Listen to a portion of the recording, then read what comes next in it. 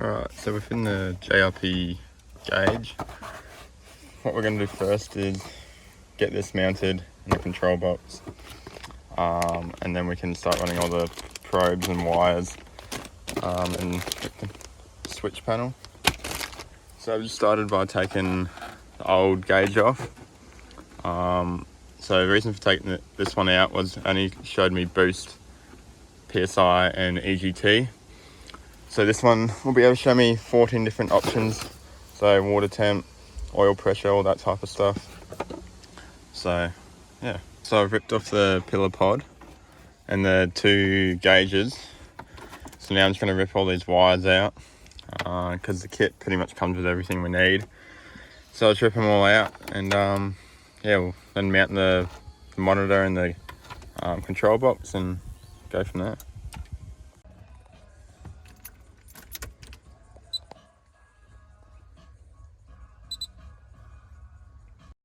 We're just mounting the mount for the screen, and we've just got the mount here on some sticky double-sided foam, and then we've just put little slits in the dash mat here to make it look flush, and then that will sit like that and the screen will sit there. That's the screen in place where it is there. Pretty good spot, I reckon. Got the new stock pillar pod back in, and we're just finishing up with the cabling and stuff, and then we're going to start doing all the gauges and plug them all in. The little controller for that, I'm just going to sit down here because you don't need to be able to look at it all the time. It's just for really setting it up, and it's a pretty good, nice spot there. I was going to have it up here, but it looked a bit weird, and there's nowhere really else flat enough to put it. It's close enough to it. Alright, so we just took the old EGT probe out. Not sure why it's so long, but I reckon it would have been hidden the other side. And then we just put the new one in, which is down there. And just run it through the firewall. And now we're going to do the boost.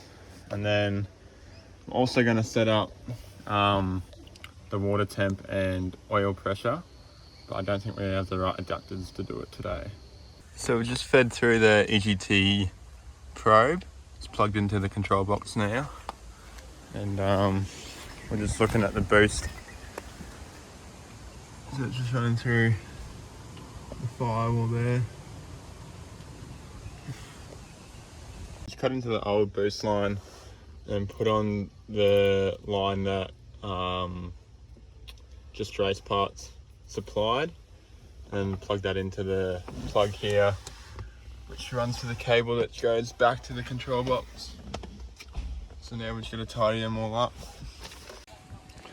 Alright guys, I recently got a new head unit, and because of the canopy on the back now I can't see in the rear view. So I just went to Super Cheap and got a reverse camera. So I've just run the main 6 meter RCA cable through. So that's just coming out here now, which I will plug up into the head unit when I get that out. But I'm just gonna go back now and cable tie along where I've run it to the back of the car. Alright, so the camera's all wired up now. When I got the tray built, I actually got a little tab welded onto the back because I knew I was going to be having a reverse camera.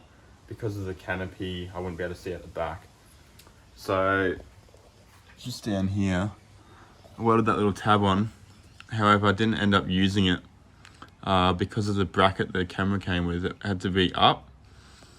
So I riveted it into the bottom of the tailboard, and then drilled a hole into the little tab I had welded on, and then ran the cable along the back here, and then along the tray, down the chassis and into the cab.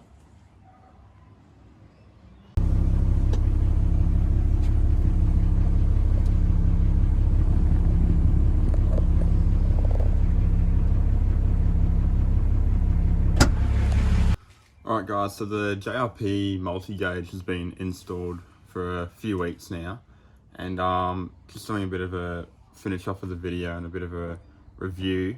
So I've been running it. I haven't installed water and oil temps yet, just haven't got around to it, but I've been running the EGT and boost, and I really love it. It's bright, easy to read. From what I know, it's accurate. I haven't noticed any difference driving like the same roads as my old gauges, but it just picks up really fast. For instance, if I'm going up a hill, my EGTs will pick up and I'm able to know when they're climbing to back off a bit, and same with boost. But I'm really keen to try out more features in it and yeah, get the oil and water temp set up. So yeah, overall, really rate it. It's fairly cheap for what you get. If you look at like a SAS gauge and a pillar pod, you're only getting, say if you get a double, you're only getting 2 readings.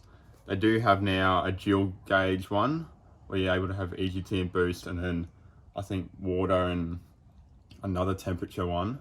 So you're able to have 4, but still JRP is able to have 6 on one screen, and it's got a lot more features with it. And if you look at the cost, it's fairly similar overall. Now also you're able to add a second screen. Now it's probably a bit over the top for what I'm doing, but if you're into, I don't know, more racing, or you want to keep an eye on more temps and everything like that, you're able to do that. But yeah, really happy with it, and yeah, great bit of kit. So yeah, hope you enjoyed, and stay tuned for the next Patrol episodes.